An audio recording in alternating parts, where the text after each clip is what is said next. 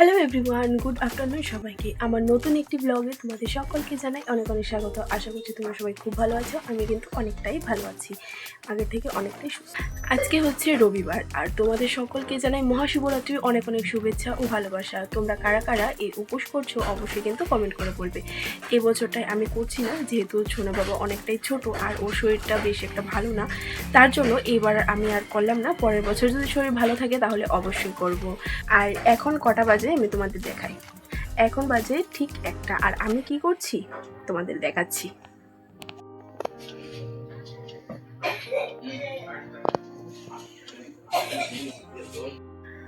আমি আমার ডিউটি শুরু করেছি, সকাল থেকে শুরু হয়ে গেছে, কিন্তু ওকে এখন ঘুম পাড়াচ্ছি। স্নান করিয়ে খাইয়ে দিয়েছি, এখন ওকে পাড়াচ্ছি ঘুম।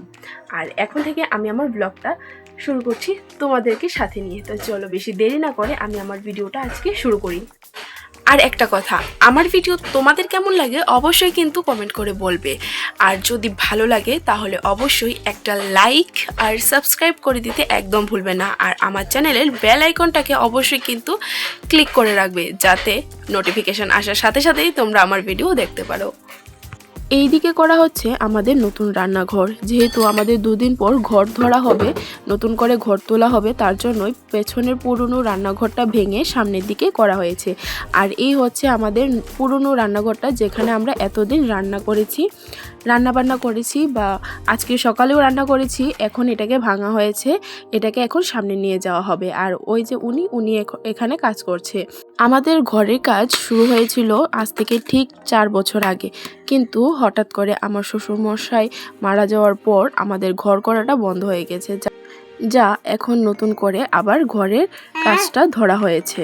আর এটা হচ্ছে 4 বছর আগে আমাদের যে নতুন ঘর করার প্ল্যান হয়েছিল, এইটা এতটুকু পর্যন্ত করে আর করা হয়নি, এখন নতুন করে আবার করা হবে। আর বাচ্চারাও যেহেতু অনেক ছোট ছোট, তার জন্য এখন যদি ঘরটা করে নিই তাহলে অনেকটাই ভালো হবে। আর আমাদের রুমগুলিও ছোট ছোট, সেই রুমের মধ্যে এখন আর হচ্ছে না, তার জন্যই নতুন ঘর করা।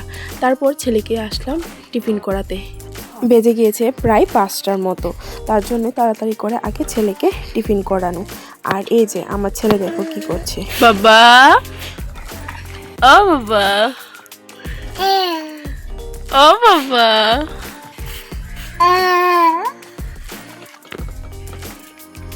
তারপর ছেলেকে টিফিন করিয়ে ওকে ওর ঠাম্মির কাছে রেখে এসেছি। আর আমি চলে এসেছি এইদিকে রান্নাঘরে, নতুন রান্নাঘরটাকে গোছাতে।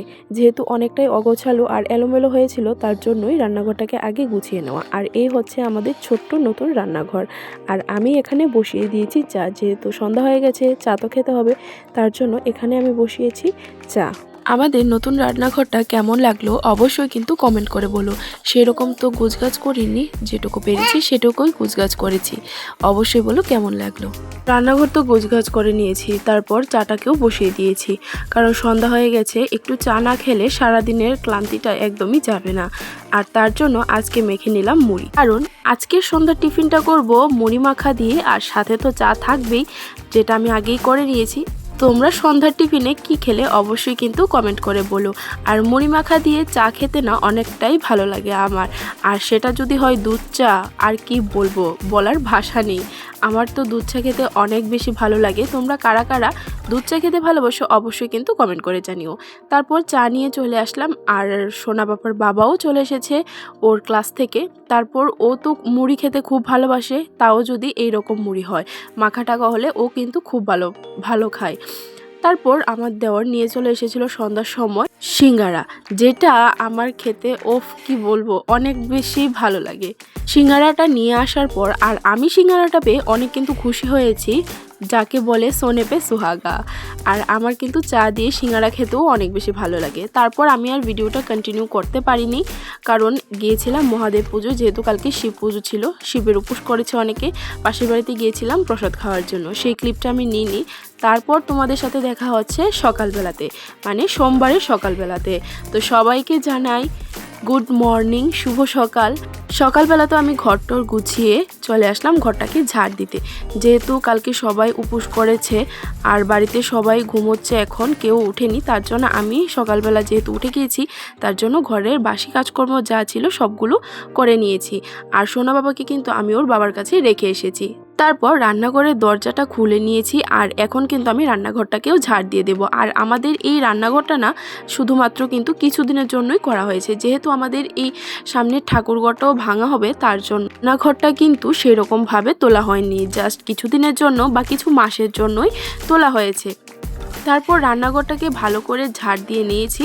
আর আমি না কালকে রবিবারে কোনো কাপড় ধুইনি, যেহেতু সোনা বাবা অনেকটা সকাল করে ঘুম থেকে উঠে গিয়েছিল। ও তো সকালেই ঘুম থেকে উঠে, কিন্তু ওর বাবার কাছে থাকতে চাইছিল না, যার জন্য আমার কাপড় ধোয়াও হয়নি। আর তার জন্যই সোমবার সকালে আমি আমার এতগুলো কাপড় নিয়ে এবার ভেজাতে লাগলাম।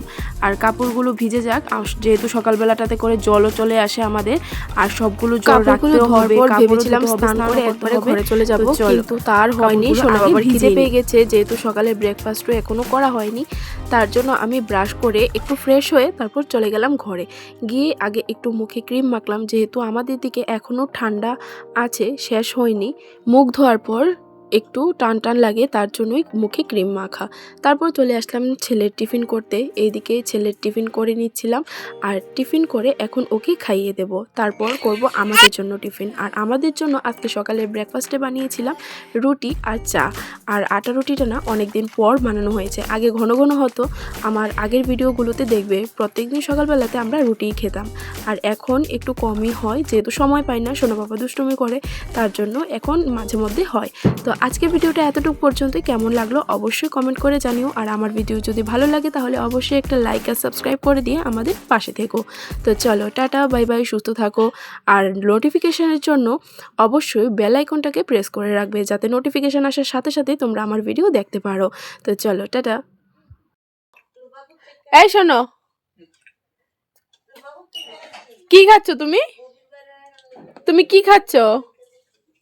কি খাচ্ছ? উনু উনু খাচ্ছ?